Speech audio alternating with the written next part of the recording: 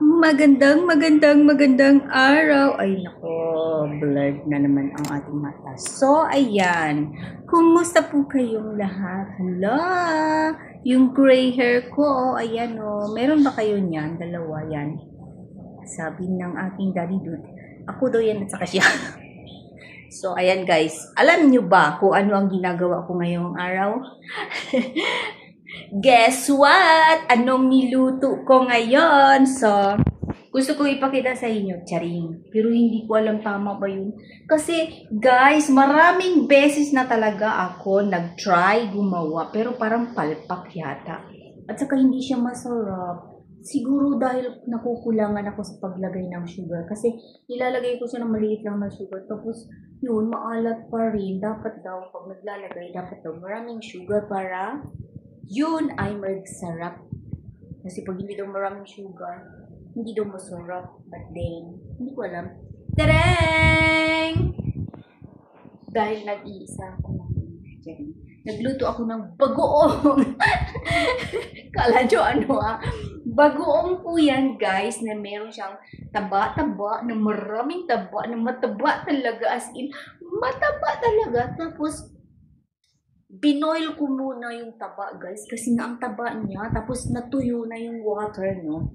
So, yung taba nandoon pa rin, pero hindi pa talaga siya as in naging brown. Dahil nagmamadali ako, baka kasi abutan ako. So, ayan, hinalo-halo ko na silang lahat. Tapos yan. Tignan muna natin siya. Oh, ayan na guys. Naku. Ang laki-laki nga ng taba. Ang taba-taba talaga. Dapat pala siguro putulin ko yun. Paano ko kaya putulin? Iniluluto ko na siya. Pag ganyan ba, hindi na yan maputol, no? Kasi malambot na talaga siya. So, hindi ko na siya pwedeng... Oh! I got my idea. Siguro kukuha ako ng... Aray, ano ba yan?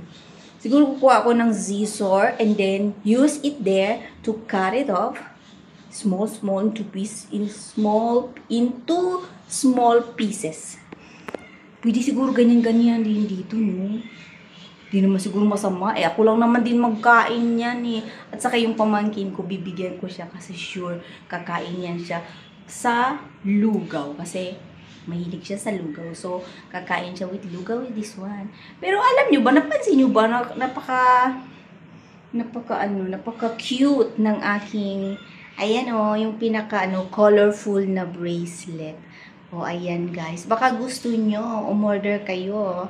Ayan, gumagawa po ako niyan. So, marami po siyang kulay. Mixed color po. Pwede rin po isang kulay lang. Kung gusto nyo kulay green, kulay blue, ganun. Depende lang po sa gusto nyo. So, mag-PM lang kayo sa akin. So, kung anong kulay na gusto nyo at anong size ang gusto nyo. Pag malaki konti ang beads po, iba na po yung presyo. So, iba-iba ang presyo bawat size ng beads. Pag gusto nyo naman yung mga Chinese beads, pwede rin. Wow! Ayun! Yummy talaga siya. Pero hindi pa siya guys. Hindi pa siya natutuyo. So, tutuyuin ko muna yan. Nilagyan ko na po yan ng sugar, guys. Pero hindi ko pa siya tinikman.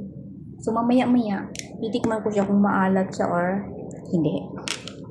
But anyway, masaya ako. Pero masakit talaga ang mata ko, guys. Kaya pag pinaalis ko yan, kailangan nakapikit ko na ako ng 2 seconds, 3 seconds, and then ibuka. Oh, ayan. So, malabo talaga ang mata ko. My goodness. Kasi guys, alam nyo, pag malabo ang mata nyo, pag inaalis nyo agad yung antipara nyo sa mata, tapos nakadilat yung mata nyo, lalo siyang maglabo. Dapat pag inalis nyo yung antipara nyo, ipikit nyo yung mata ng 3 seconds, yung ganun, o 4 seconds, dapat bago nyo imulat, ibuka. Para hindi po kayo mahilo. Kaya usually nahihilo po tayo pag inalis na natin yan.